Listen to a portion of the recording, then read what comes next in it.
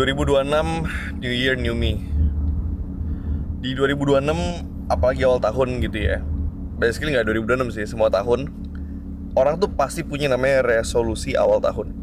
Dimana di setiap awal tahun masing-masing orang mempunyai mimpi, mempunyai goals, punya target akan hidup seperti apa yang mereka inginkan di tahun ini, tahun 2026. Mungkin buat sebagian orang ada yang pengen lebih sehat, pengen punya badan lebih bagus. Untuk sebagian orang ada yang pengen jalan-jalan deh, lebih pengen sering jalan-jalan keliling dunia. Dan mungkin untuk sebagian orang ada yang pengen memperbaiki keuangannya, ada yang pengen memperbaiki kualitas hidup orang-orang terdekatnya. Tapi kalau kita ngelihat kebanyakan orang yang bikin resolusi itu sebenarnya cuma bertahan paling seminggu 2 minggu di setiap awal tahun gitu. Kayak misalkan, gue pengen diet. Ya mungkin diet seminggu, tapi setelah itu udah lepas lagi. Gue pengen nabung, gue pengen belajar saham misalkan.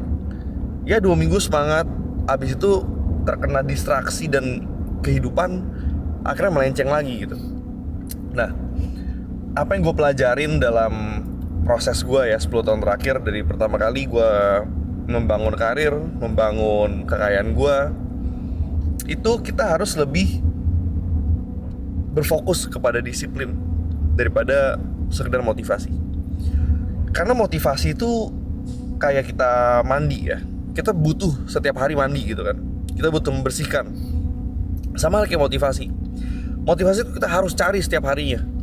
Jadi kalau misalkan kalian tuh kerja cuma berdasarkan motivasi, ya ketika motivasi habis kan harus nonton YouTube lah, harus dengerin motivator lah. Dimana kalau kalian bangun pagi harus nonton YouTube, harus dengerin motivator, waktunya keburu habis. Dibandingkan orang-orang yang seperti gue gitu ya, bangun pagi karena apa? Karena disiplin ya, disiplin dengan habits, dengan kebiasaan. Terus sumber semangatnya dari mana? Ya, sumber semangatnya dari tanggung jawab. Jadi kebanyakan orang itu ketika mengandalkan motivasi ya, mereka terlalu banyak bom waktu, dan itu nggak mungkin bisa ngalahin orang yang bangun pagi langsung lakuin aktivitas produktif. Kalau dia mau diet, dia bangun pagi pakai sepatu langsung lari. Atau kalau orang pengen naikin income, bangun pagi buka laptop langsung kerja gitu. Jadi nggak perlu pakai cold plunge lah, morning routine lah, lu harus apalah. Menurut gue pribadi ya, maksudnya waktu itu sangat mahal ya. Apalagi lu diproses masih merintis, lu tuh nggak punya privilege untuk doing morning routines kalau menurut gue pribadi gitu ya. Lu nggak punya privilege buat bangun terus lu harus dengerin YouTube motivasi gitu. Karena waktu lu tuh harganya masih murah banget. Ketika waktu lu masih murah, ketika lu bangun pagi ya, ini konteksnya kalau lu pengen increasing income gitu ya. Kalau misalkan lu bilang fit gak apa-apa, gue miskin, yang penting badan gue bagus, bodo amat lu ya, lu nggak mungkin nggak perlu denger video ini gitu ya. Cuma karena gue seorang investor, gue seorang pengusaha, gue juga bikin konten di bidang financials. Udah pasti yang gue omongin gimana cara bikin lu tambah kaya, bukan gimana cara bikin badan tambah bagus gitu kan. And the only way to get richer adalah to do the work gitu. Lu bisa pergi meeting, lu bisa planning, lu bisa avoiding the work dengan cara apapun, lu berusaha sibuk padahal gak produktif gitu ya. But at the end of the day, kalau lu mau kaya, you need to do the hard work gitu loh. The process ini gak bisa lu skip. Jadi memang ini fakta pahitnya gitu ya. Dan kalau orang lain gitu, gue 2026 akhir tahun gue masih pergi meeting ya, gue masih pergi meeting ke Surabaya. Balik New Year tanggal 2, gue udah seharian full dari jam 8 pagi sampai jam 10 malam. Ini tim gue juga datang langsung nyaksin gitu ya. Dari New Year sampai detik ini gue juga gak ada libur gitu. Jadi gak ada yang namanya libur ya. Ketika hidup lu ini berbasis tanggung jawab, bukan berbasis motivasi, lu tuh punya semangat yang gak akan pernah habis. Karena gini, kenapa lu harus jadi kaya? Itu pertanyaan yang harus selalu lu tanyain ke diri sendiri, dan harus selalu ingat ketika lu lagi malas kerja ya. Kalau misalkan lu pengen jadi kaya cuma supaya lu bisa beli mobil bagus, lu beli jam tangan mewah, pokoknya kalau alasan cuma buat diri lu sendiri, ya I've been there, gue pernah merasakan itu mungkin beberapa tahun yang lalu. semangat lu pasti cepet habis, percaya gue. Kenapa? Karena lu bisa adjusting to reality. Kayak contoh gini, yaudahlah, gue gagal, gue nggak masalah kok, nggak pakai jam mewah, jam Casio aja cukup. Atau misalkan, yaudahlah, nggak masalah kok, gue nggak usaha keras, gue nggak perlu naik mobil bagus, gue naik sekarang ada Grab, gue nggak perlu capek-capek, bisa gitu kan. Jadi ketika lu motivasi diri lu sendiri, lu bisa mengubah goalsnya gitu, lu bisa mengubah targetnya, lu bisa adjusting to reality gitu, instead of lu ngejar mimpi lu. Tapi kalau misalkan lu bangun pagi, lu kerja karena lu punya tanggung jawab gitu ya, kayak misalkan, gue bangun pagi kerja, gue ada tim lagi nih, gue harus bayar gajian karyawan gue lagi. Gimana ya kalau gue gak kerja, gue gak bisa bayar nih. Atau misalkan, tanggung jawabku banyak nih, gue nanggung keluarga gue. Gimana ya kalau gue gak kerja, gue gak bisa nanggung mereka nih. Atau misalkan lu punya partner gitu ya, waduh kalau gue gak kerja, ntar partner gue merasa gue gak kontribusi, ntar malah cekcok, malah ribut. Jadi ketika lu mikir kayak gitu, lu gak perlu motivasi, lu bangun pagi lu langsung kerja, karena lu punya tanggung jawab gitu loh. Nah, menurut gue kedewasaan tuh gak dinilai dari umur. Kedewasaan tuh dinilai dari tingkah laku, dari karakter menurut gue. Dan kedewasaan ini kan sebenarnya bukan ditempa dengan waktu, tapi ditempa dengan pengalaman, ditempa dengan perjalanan hidup.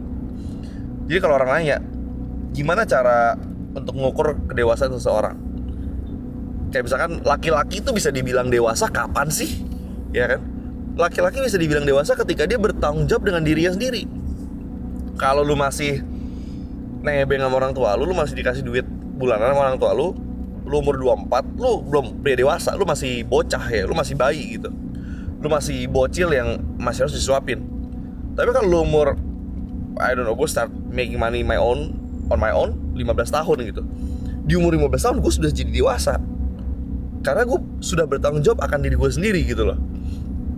Nah, berarti level tanggung jawab ya, seberapa baik tanggung jawab yang lu punya, itu akan menentukan ya seberapa dewasa lu.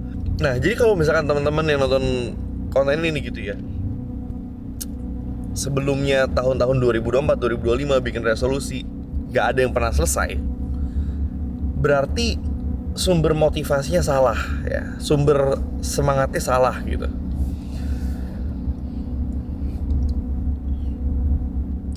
Untuk punya semangat yang gak habis-habis, you need to find your purpose. You need to find your why. Why you should doing it. Kenapanya yang harus dicari. Makanya tadi gue tanya, kenapa lo harus jadi kaya? Kenapa lo harus kurus? Kenapa badan lo harus bagus? Kenapa lo harus pergi nge-gym? Kenapa itu adalah hal yang paling penting ya. Ya gue dulu pernah baca buku ya, Start With Why, Simon Sinek yang nulis. Orang yang punya semua resources di dunia, orang yang punya semua modal, orang yang punya dari keluarga kaya, orang yang bokap nyokapnya itu kalau anaknya mau bikin bisnis digelontorin uang gak berseri gitu ya, kenapa bisa kalah sama anak muda berasal dari nol, gak punya siapa-siapa, gak dibantu, gak punya pengalaman, gak punya ilmu, gak punya network, gak punya apapun? Kenapa bisa kalah? Jawabannya hungernya beda, rasa laparnya beda, drive and ambitionnya beda. Seberapa tinggi orang bisa pergi, gue sangat percaya itu bukan tentang seberapa banyak modal yang lu punya ketika lu mulai. Karena modal itu menurut gue bisa lu ciptain sendiri ya. Karena sebenarnya modal yang paling mahal adalah waktu dan tenaga dan otak lu sebenarnya. Uang itu kalau lu punya waktu, tenaga, dan otak, bikin uang tuh nggak sesusah itu ya. Tapi kalau lu punya waktu, tenaga, nggak punya otak, susah juga bikin uang. Nah, gue percaya ya, dari semua reason kenapa orang tuh bisa sukses gitu, menurut gue yang paling nomor satu itu seberapa lapar sih, seberapa ambisius, seberapa drivennya orang itu. Karena contoh gue sekarang ya, gue sekarang jauh lebih lapar daripada gue berapa nih, tahun berapa, 2026, hampir 5 tahun, bukan hampir ya, lebih dari 5 tahun yang lalu ketika gue dapetin 1 miliar pertama gue. Kenapa? Karena the possibilities is endless sekarang. Kalau dulu mungkin dengan uang yang terbatas, pola pikir gue sempit. Gue pikir ya udahlah, gue punya duit, gue bisa beli mobil, gue bisa beli rumah, gue bisa menikmati hidup yang santai, selesai gitu. Gue bisa jalan-jalan. Tapi semakin kesini gitu, ketika lu udah beli rumah, lu udah beli mobil, lu udah beli semua yang lu inginkan, akan ada level dimana gue mikir, what's next ya? Apalagi berikutnya gitu. Ketika lu udah punya semua yang lu pengen beli dengan uang gitu ya, terus uang lu juga masih tersisa banyak, lu jadi kehilangan arah sebenarnya. Karena kalau lu terus mencari uang supaya lu bisa beli rumah yang lebih besar, mobil yang lebih bagus, itu gak akan pernah ada ujungnya. Ya, itu namanya lu masuk ke hedonic treadmill. Jadi apa yang harus lu lakukan adalah sebenarnya cari batas nyaman lu ada di mana. Misalkan lu pengen rumah kayak gimana, lu pengen mobil kayak gimana. Tapi ketika batas-batas nyaman ini udah tercapai, ya sebenarnya cara terbaik untuk pakai uang kita punya adalah dengan mengambil resiko ya. Mengambil resiko, ciptain di dunia ini sesuatu yang lu pengen lihat ada gitu ya. Lu berinovasi, lu memberikan dampak, lu membantu orang. Ujungnya hidup udah bukan tentang diri lu sendiri lagi. Karena kalau sudah punya purpose, lu sudah punya misi.